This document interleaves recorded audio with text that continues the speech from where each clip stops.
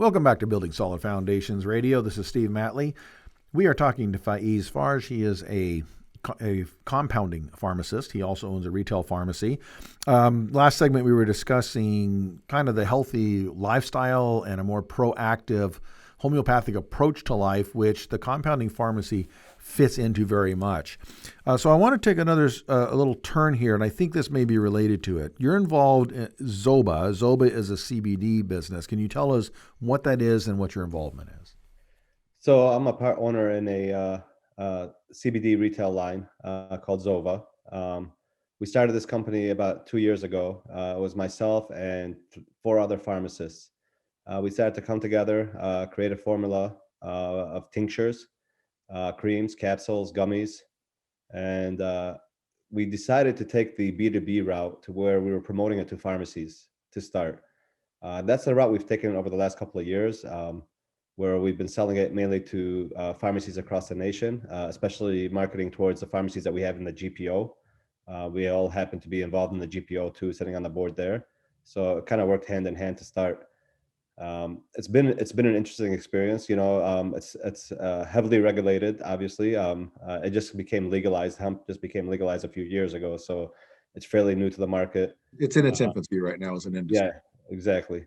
And you begin to see, the traction building. I believe we make a great product. The reviews are out of this world. I mean, people feel like whatever they're using it for has been working for them.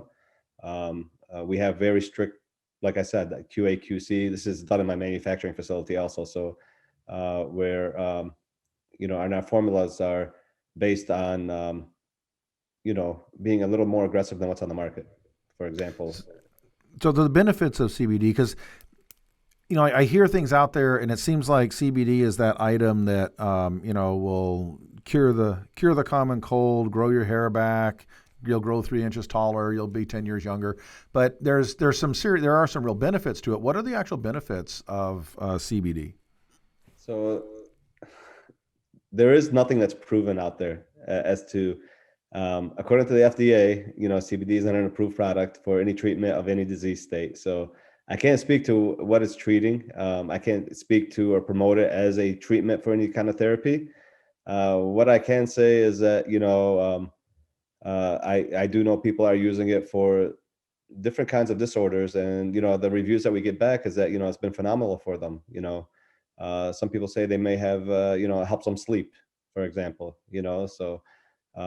so I can't get into specifics just because, there's because it's a regulated item and doesn't have scientifically proven benefits yet. That's right.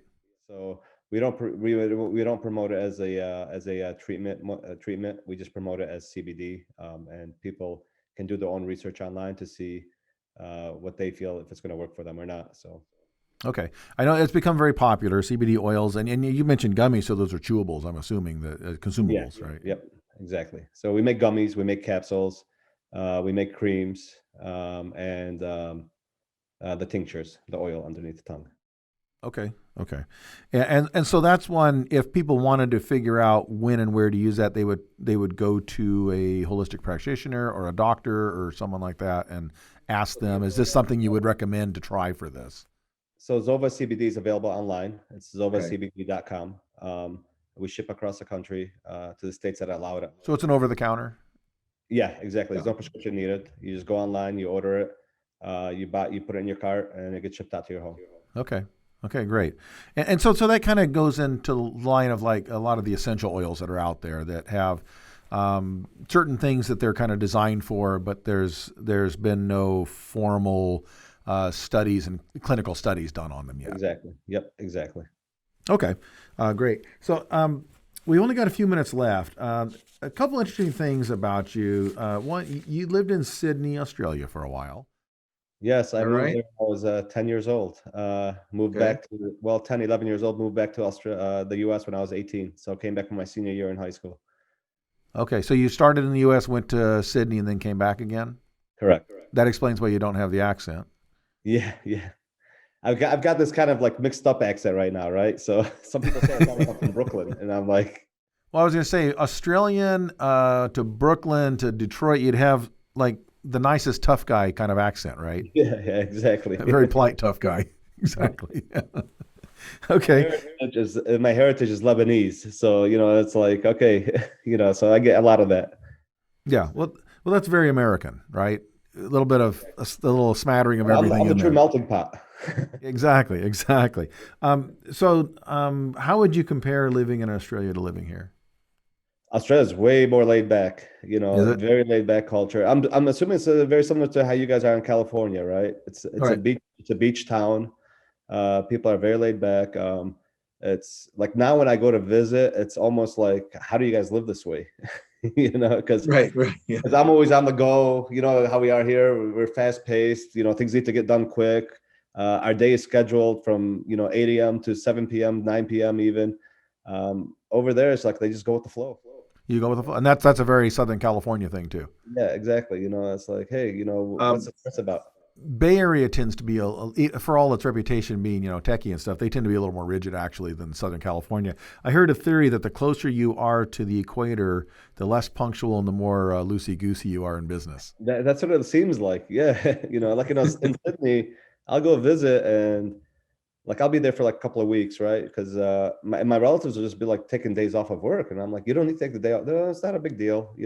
I'm okay. I'm like, you could just take this time off, and then like no vacation, just call off. And they're like, yeah, it's fine. I was like, okay. Yeah. Well, I was reading your personal motto: "The world doesn't stop spinning because you're napping. Every second counts." That's definitely not a Southern California beach culture motto at all. Our motto is "Surf's up, don't stress out." Right? Yeah, chill out. Yeah. Well, the point behind that motto is just live life to its fullest. Yeah, and I understand that. Yeah, and I also agree. Even here, if you spend your life, on screens and streaming stuff and consuming it and watching the world go by, you're going to miss out. Yeah, you're missing out on a lot of things.